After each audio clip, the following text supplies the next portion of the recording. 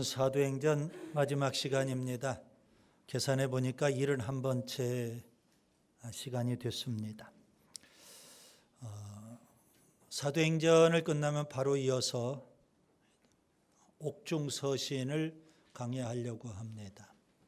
그래서 사도행전 마지막과 또 연결이 되기 때문에 계속해서 에베소서, 빌립보서, 골로새서, 빌레몬서, 로마 감옥에서 썼던 옥중서신을 강의하도록 합니다. 바울은 1차 선교, 2차 선교, 3차 선교를 끝내고 이어서 예루살렘 선교, 그리고 로마 선교, 심지어는 서바나 선교까지 비전으로 품습니다.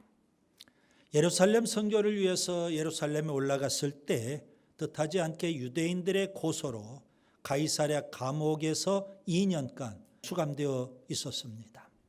물론 5번에 걸쳐서 그가 복음을 전하기는 합니다. 그는 끝내 로마 시민권을 갖고 있기 때문에 가이사에게 상소를 합니다. 그래서 결국 이제 로마까지 가게 됐습니다. 로마로 가는 길도 아주 험난합니다. 지중해 선상에서 갑자기 유라굴로 광풍을 만나게 됐습니다. 지중해 해상에서 무려 14일 동안 배가 표류합니다. 14일 동안 쫄딱 굶습니다. 다 죽어가는 상황이었는데 바울의 기지로 배에 타고 있었던 276명 모두가 다 구조를 받았습니다. 결국 멜리데 섬에서 겨울을 보내고 그 다음에 로마로 향합니다. 로마로 들어갈 때 그를 마중 나온 형제들이 있었습니다. 아마도 로마 교회의 형제들이었을 겁니다. 그들을 통해서 담대함을 얻게 됐고요. 그리고 바울은 드디어 이제 로마에 입성을 하게 됩니다. 본문 17절부터는 이제 로마에 입성한 이후의 이야기입니다. 로마에 도착한 지 사흘 되는 날, 바울은 로마에 사는 유력한 유대인들을 초청을 합니다. 본문 23절에 보면 그들을 상대로 아침부터 저녁까지 하루 종일 하나님의 말씀을 강론을 해요. 하나님의 나라를 증언하고 모세의 율법과 선지자의 말을 가지고 예수에 관하여 권하더라 했습니다. 본문 24절 그들의 반응은 둘로 나누어집니다. 믿는 사람도 있고 믿지 않은 사람도 있더라는 겁니다. 본문 25절 서로 맞지 아니하여 흩어졌다고 했습니다. 아마도 안 믿는 사람들이 훨씬 많았던 것 같습니다. 그래서 서로 맞지 않아서 헤어지게 되었다 이거죠. 그때 본문 26절부터 28절에 보면 바울은요 그들에게 이사야서 6장 9절과 10절의 말씀을 인용을 합니다. 그리고 선언하죠. 이제 이방인에게 구원의 복음을 전파하겠다. 그렇게 선언을 합니다. 그리고 오늘 본문 마지막 부분이 나오죠. 30절과 31절. 사도행전의 결론입니다. 바울의 로마 선교를 아주 간략하게 묘사하고 있죠. 여러분 30절, 31절을 다시 한번 보겠습니다. 바울이 온 이태를 자기 셋집에 머물면서 자기에게 오는 사람을 다 영접하고 하나님의 나라를 전파하며 주 예수 그리스도에 관한 모든 것을 담대하게 거침없이 가르치더라. 자기 셋집에 2년 동안 머물러 있었다. 이 말은요 오늘 우리 시대의 용어로 표현하면 바울은 지금 죄수 아닌 죄수의 몸으로 로마까지 왔잖아요. 그래서 가택연금 상태로 2년간 있었다는 의미입니다. 그는 로마 시민권이 있기 때문에 바울을 방문하는 사람들은 다 자유스럽게 만날 수 있었습니다. 다만 그가 외부로 밖으로 나가지 못할 뿐입니다. 자유스럽게 사람들을 만났고요. 그들을 영접을 했습니다. 오늘 본문에 영접하다는 단어가 나오죠. 미완료형입니다. 무슨 의미일까요? 사람들이 끊임없이 찾아왔다는 겁니다. 그래서 바울은 끊임없이 그들에게 하나님의 나라와 복음에 대해서 담대하게 거침없이 전했다. 그렇게 사도행전이 마무리되고 있습니다. 사도행전의 저자인 누가는 오늘 본문 31절 바울의 로마 선교를 아주 간략하게 묘사를 합니다. 그런데 우리가 그냥 쉽게 읽고 넘어가면 안 됩니다. 오늘 본문 마지막 31절을 통해서 바울이 로마 선교를 어떻게 했는지 미루어 짐작해 볼 수 있는 중요한 특징 3가지가 담겨 있습니다. 그래서 오늘 이 3가지 특징을 말씀드리려고 합니다. 첫째 특징은 하나님의 나라를 전파했다는 사실입니다. 사도행전의 저자인 누가는 첫 번째 그가 강조하는 것은 하나님의 나라입니다. 여러분, 하나님의 나라는 성경의 주제이죠. 복음의 핵심입니다. 그리고 예수님이 전파하신 복음입니다. 복음서에 보면 예수님의 선구자인 세례자 요한, 그가 천국 복음을 전합니다. 마태복음 3장 2절, 회개하라 천국이 가까이 왔느니라. 그의 뒤를 이어서 예수님께서 공생의 사역을 시작하시죠. 공생의 사역을 시작하시면서 예수님 맨 처음 천국 복음을 이렇게 전합니다. 마가복음 1장 15절, 때가 찼고 하나님의 나라가 가까이 왔으니 회개하고 복음을 믿으라. 마태복음 5장부터 7장은 산상설교로 우리가 다 알고 있습니다. 예수님께서 가르쳐 주신 천국에 대한 이야기입니다. 마태복음 13장 예수님께서 천국 비유를 많이 말씀해 주셨습니다. 하나님의 나라를 인간의 언어로 이 땅의 여러 가지 걸로 비유하면서 천국을 잘 설명해 주셨던 겁니다. 마태복음 10장과 마가복음 6장에 보면 예수님께서 12제자를 2명씩 전도자로 파송합니다. 그들이 둘씩 짝을 지어서 나가서 복음을 전하는데 그들이 전한 복음도 역시 천국 복음입니다. 회개하라 천국이 가까이 왔느니라.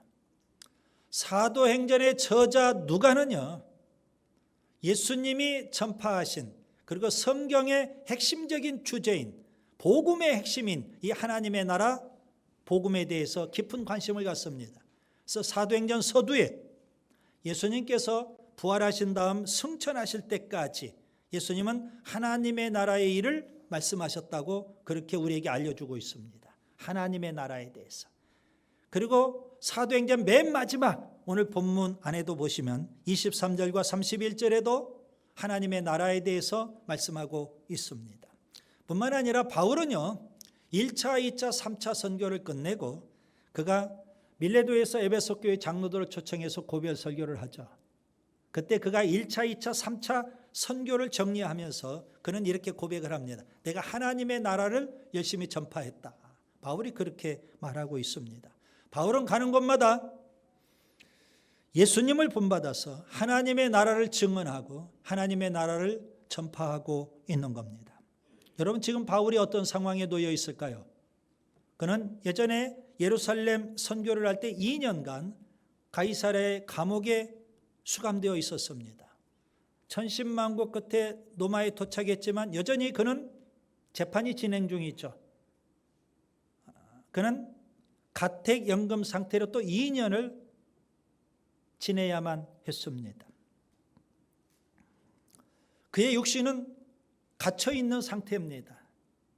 감옥에 갇히면 갇힐수록, 가택연금 상태에 놓이면 놓일수록, 육신은 매여 있으면 있을수록 그는 더 하나님의 나라 천국을 소망하는 겁니다.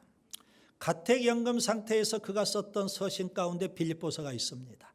빌립보서 3장 20절, 그는 이렇게 말하죠. 우리의 시민권은 하늘에 있는지라. 하늘을 그는 소망하고 있는 겁니다. 바울은 막연하게 천국을 사모하는 거 아닙니다. 우리가 잘 아는 대로 바울은요, 일찍이 천국 3층 천을 체험했던 사람입니다. 그래서 고린도후서 13장 그가 이렇게 말합니다.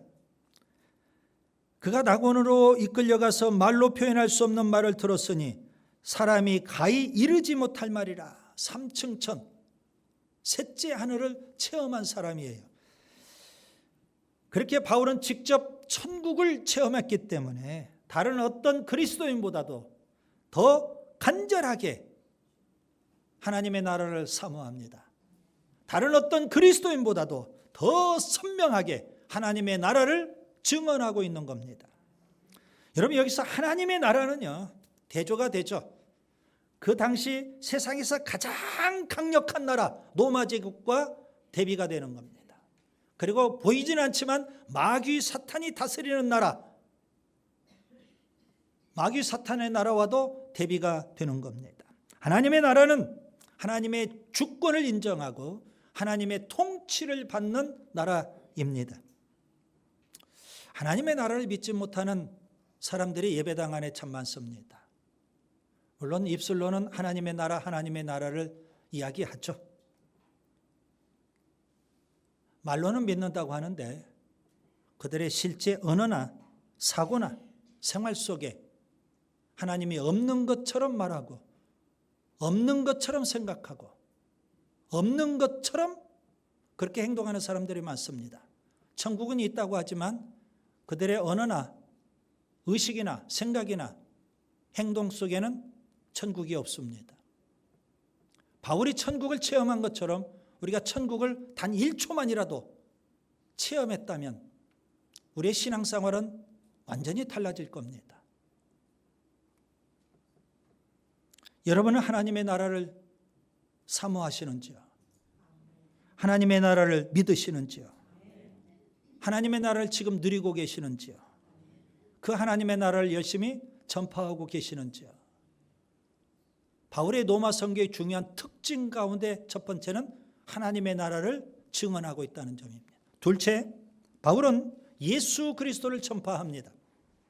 사도행전의 저자인 누가가 두 번째 강조하는 것은 예수 그리스도입니다.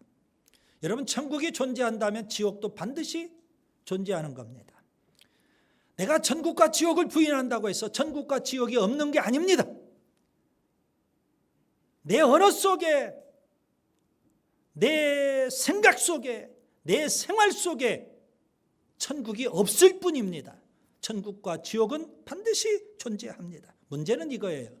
어떻게 천국에 들어가느냐?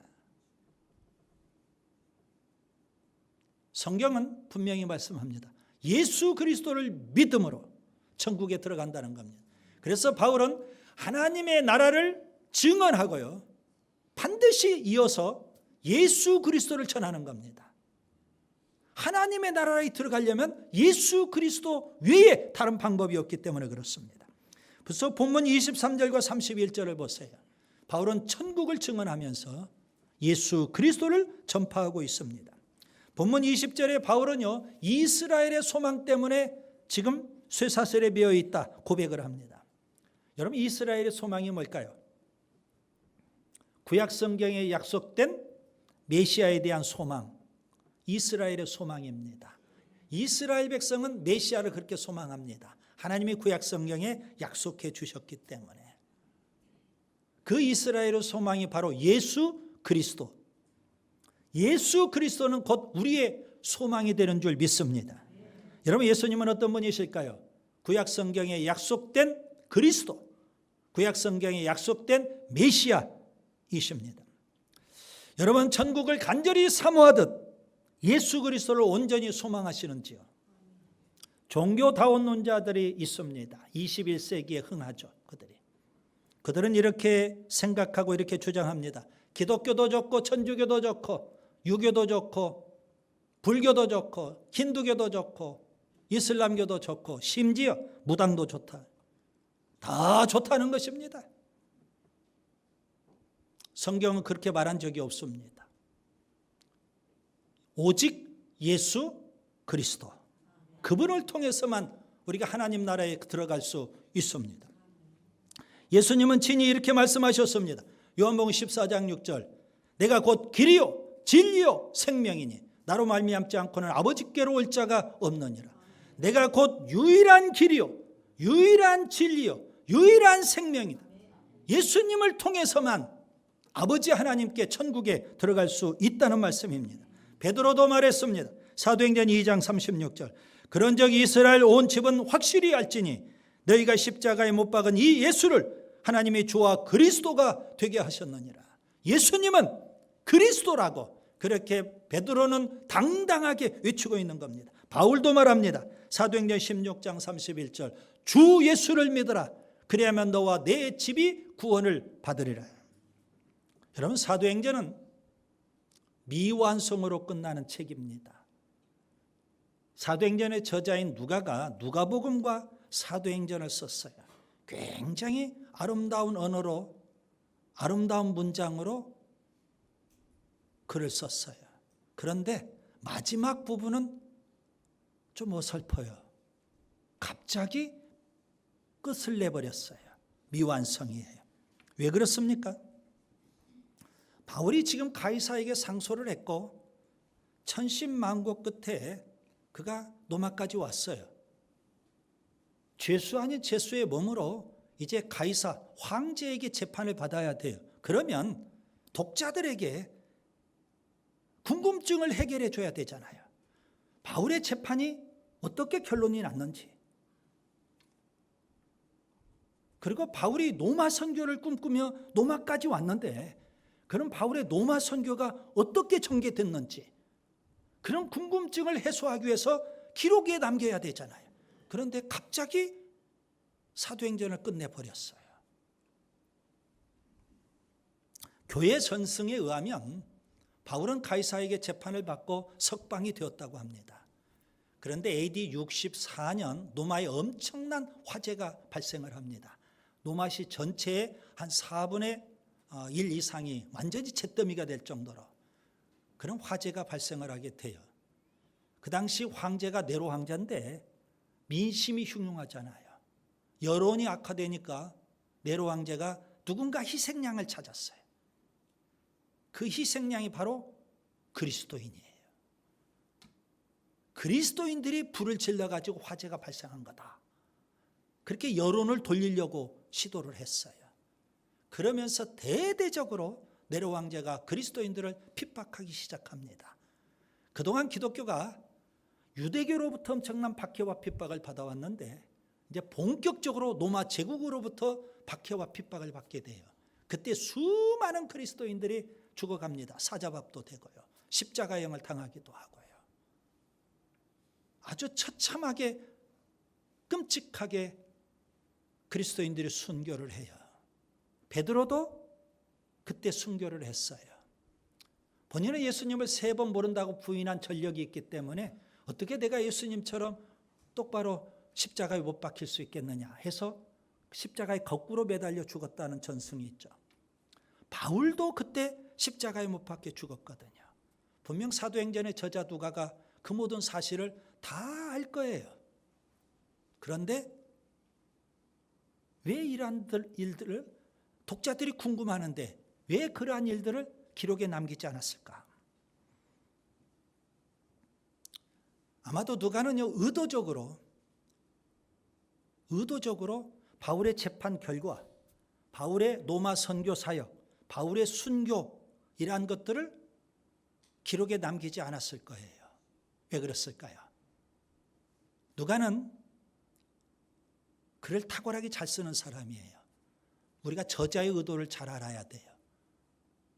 맨 처음 누가가 누가복음과 사도행전 쓴 목적은 어디에 있을까요?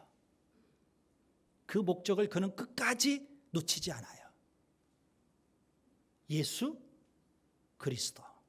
예수 그리스도를 위해서 그는 누가복음을 쓰고 그 예수 그리스도를 전한 사도들의 행전, 사도행전을 쓴 거예요. 누가는 바울의 재판 결과에 관심이 없어요. 바울의 선교 사역에도 더 이상 관심을 갖지 않아요.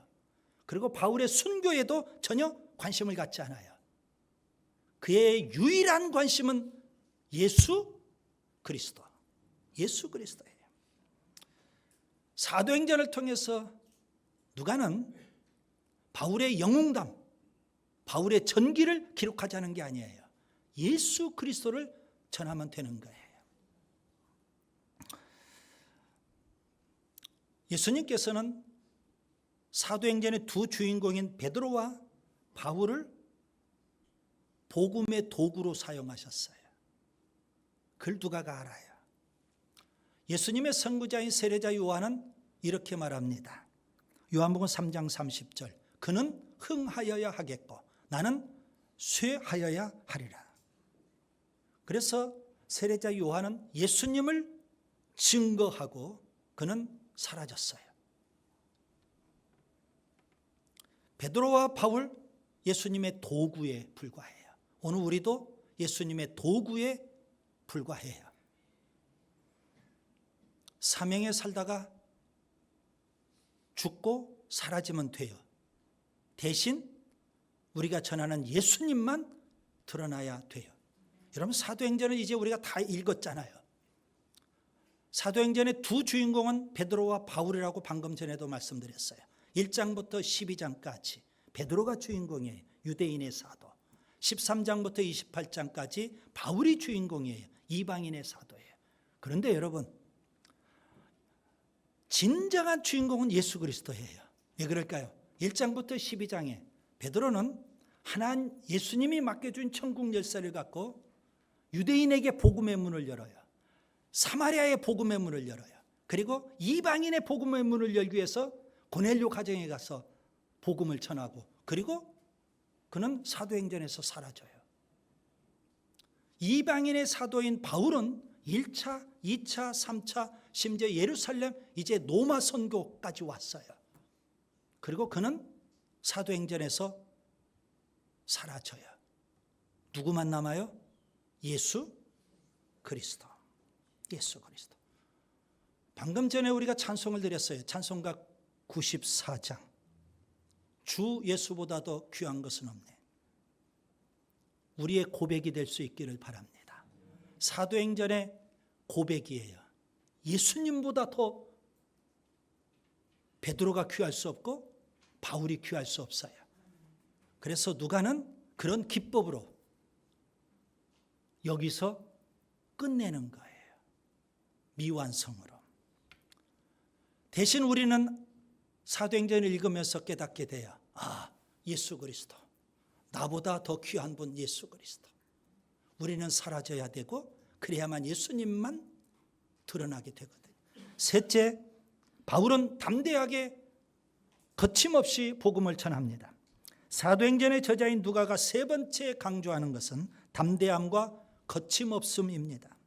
여러분, 여기서 담대함은 내적인 마음의 상태를 의미하는 거고, 거침없음은 외적인 삶의 태도를 말하는 겁니다.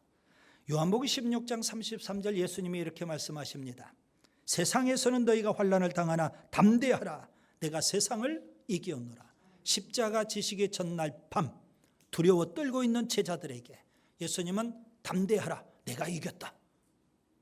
아직 예수님은 십자가 지시지도 않았어요. 그런데 이미 예수님은 승리를 선포하시고 제자들에게 담대함을 요구하셔요.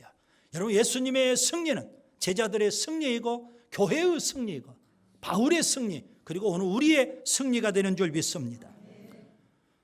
예수님을 대적하는 마귀 사탄과 싸워야 되지 않습니까? 불신앙적인 세상과 싸워야 되지 않습니까? 복음을 방해하고 해방하는 유대교와 지금 싸워야 되지 않습니까? 영적 싸움을 싸우는 거예요. 그래서 믿음으로 선포해요.